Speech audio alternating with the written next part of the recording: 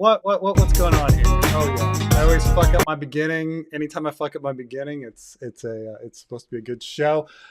Hello, welcome. We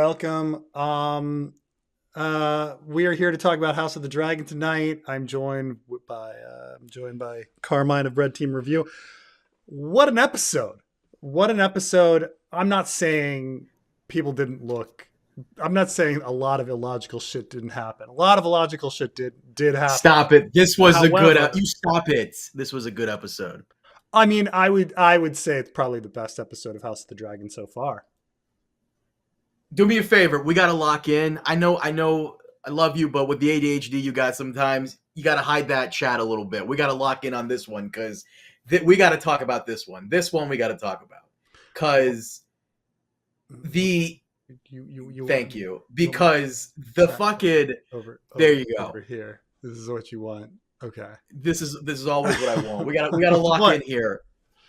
First off, the question everybody needs to ask right now is, were 4 fucking episodes a setup really necessary for this one? I like this episode. No. Really necessary. Here's the thing. It's like I liked episodes 3 to 7. I did. Well, maybe not 7, but 3 to 6. Me too. They were a slow burn. There was some very interesting dialogue. We weren't just assaulted with shock of seasons 1 and 2. Like gotta shock the audience. Like we got to live in the characters a bit. But then season 8, like all the characters just take a sudden, immediate, abrupt shift. And it's like, well, what were we doing with those other episodes? I mean, very abrupt, like how everybody begins. I'm not saying that like the episode was not really great after the abrupt shift, but there was an abrupt shift. Like Rhaenyra went dark, like that. You think there was I feel as though they did set up like. Maybe you're right that they could have added some more in there, but I also feel as though episodes 3, 4, 5, 6, and 7 slowly kept creeping up on her, like being fed up with everyone's bullshit. But I see what you're saying. They were slowly building her up from like 1 to 5, and then this episode she's like a 10. I see what you're saying. Absolutely. Like she hadn't done like other evil things first, Instead it was like all evil all at once. And I would say the same of Alan. All of a sudden, Alan is like lackey all at once. Lackey, bro. She is Palpatine. He is Anakin. Yeah, all at once. Now, where did that come from? What? Okay, you want to start with Rhaenyra first because I'm going to throw some trivia at you. Okay, is this the first time we've ever seen a prince in the series wearing a cornet? I think it is. I think it is. Yeah. Looks good. And fucking Joffrey finally got out of bed. There it is, with no lines though. Who got out of bed? Joffrey. He finally got out of bed. No lines. No, it's great. It's great to see Joffrey. I'm happy to see Joffrey. We are so off book that I have no idea what's going to happen, and it's kind of exciting because I'm just like, well, I have no idea. I'd have no idea if there's going to be 1 Tumbleton or 2. I guess they're going to do 2 Tumbletons, but like we're so off book that I'm just like, what the fuck is going on? Like what is Alan doing? Here. We're killing high septas. We're throwing Mysaria out for no reason at all. There was no build up for that. First off, Mysaria being thrown out is completely reasonable. Mysaria had one fucking job, which was to use her spy shit to root out other spy shit. But why that? She did not do that. Why that? I'm not saying Mysaria isn't shitty at her job, but why at that moment is she like, you got to get out of here, Mysaria. You gotta go. Like, why that? Our friend Nick here makes a very good point. It's the same point you made about Daenerys in, I think, season 7, which was, I can't believe none of these terrorists weren't following her around through the city with a crossbow, taking a shot at her when she's standing around screaming at people. Oh, True. Sure. Where's all the green Hightower spies? There's just that one guy? This is a beautiful... I do have to say, it's a beautifully, beautifully shot episode. The like shooting wise, direction wise, the best I've seen. Like that scene of Roddy going up the ladder. How did they fucking do that scene? You know what I'm talking about? They're behind him. He gets onto the ladder. They're on his side, and then they're above as he's climbing up. Was there like a moving crane shot? Was it what do you think was a drone?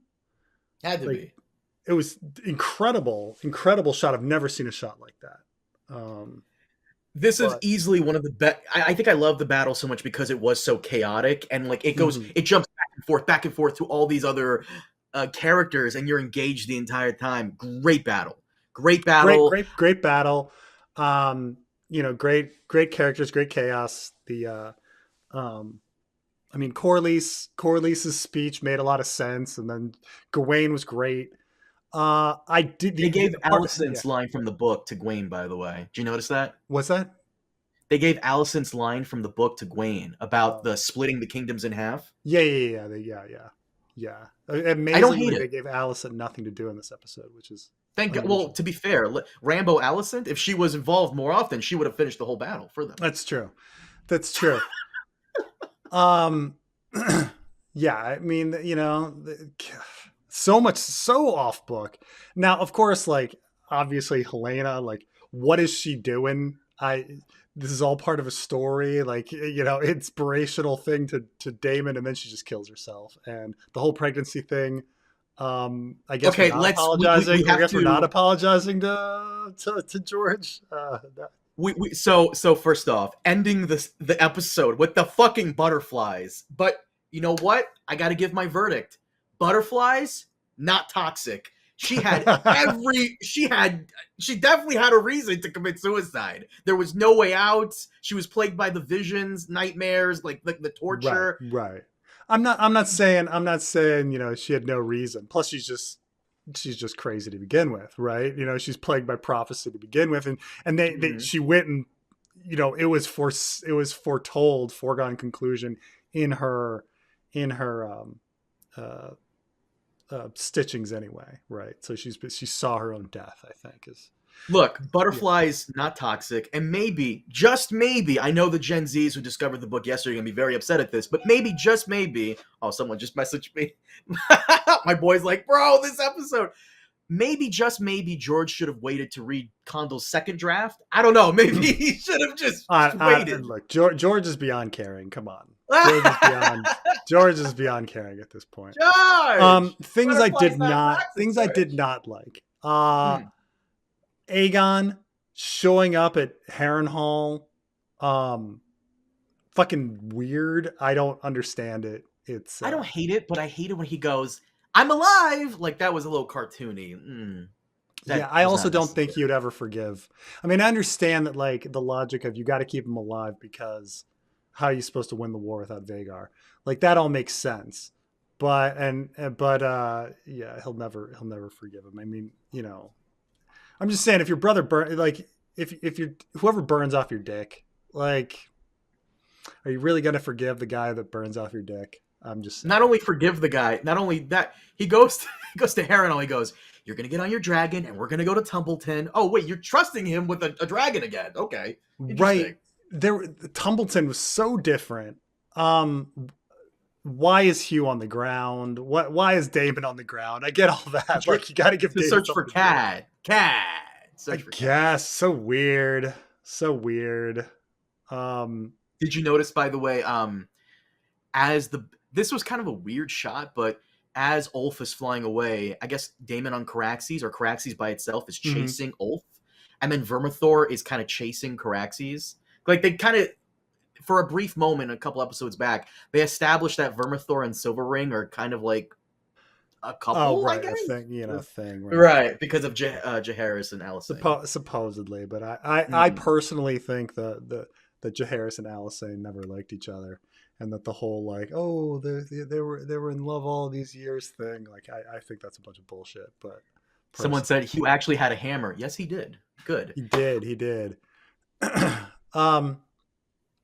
Yeah, I mean, I guess they're gonna do Tumbleton too. So they're No shot. Like Tumbleton's there's nothing left of Tumbleton. It's fucking dust.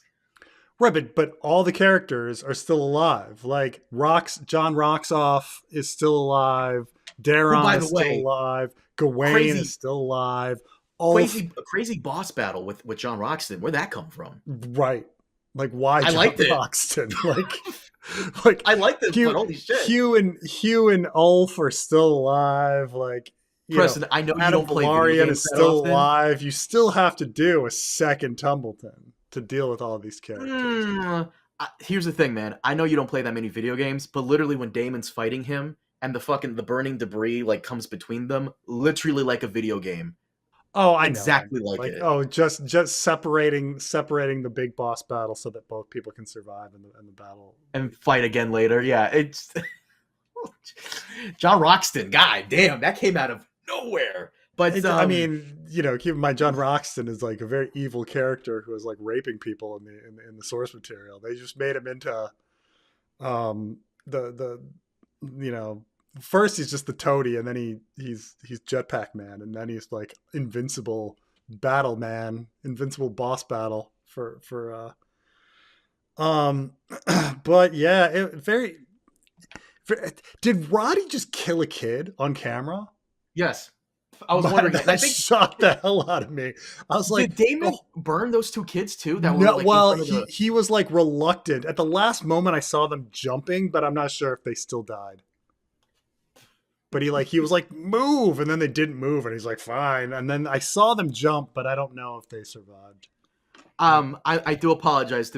I've been shocked twice today in regards to TV. Roddy killing that kid, and spoiler for Batman Cape Crusader Season 2, the Joker finally appears, and Batman throws his fucking batarang, and it misses, but then it comes around, and like these steel pipes fall on the Joker and fucking impale him. I was like, oh, fuck! Batman's killing people? God, I've been caught off guard today twice now. It was such a random thing. He totally didn't need to do that either. He's just like, fuck it. Like, you just fucking killed a kid for no reason. So fucking weird. On camera. Oh man, oh man, oh man. Oh, I can't wait till you fucking get to Raymond Shandamurti's super chat. But for the most part, I did enjoy the episode. The one thing the fandom needs to really grapple with now was 4 episodes of setup worth it for this one good one, and I really liked this one. It was just tense and like anxiety the entire time.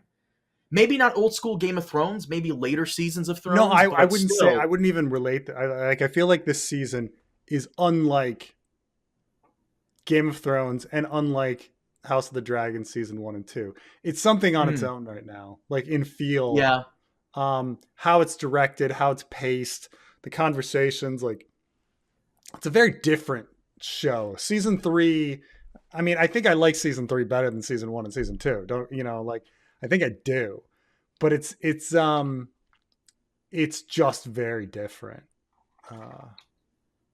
Yeah. I almost feel like I know like Ormond dies at first Battle of Tumbleton, and so they killed him, but I kind of feel like Ormond was too good of a villain to kill off so quickly. It's too bad. What's up with the fucking one-liners in this episode? Specifically, Roddy going, "That's a proper fucking by the North."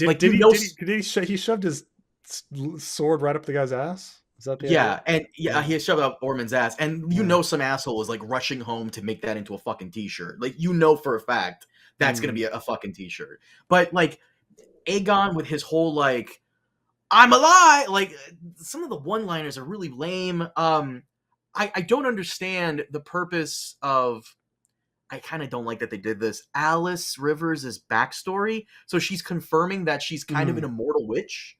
What's that about?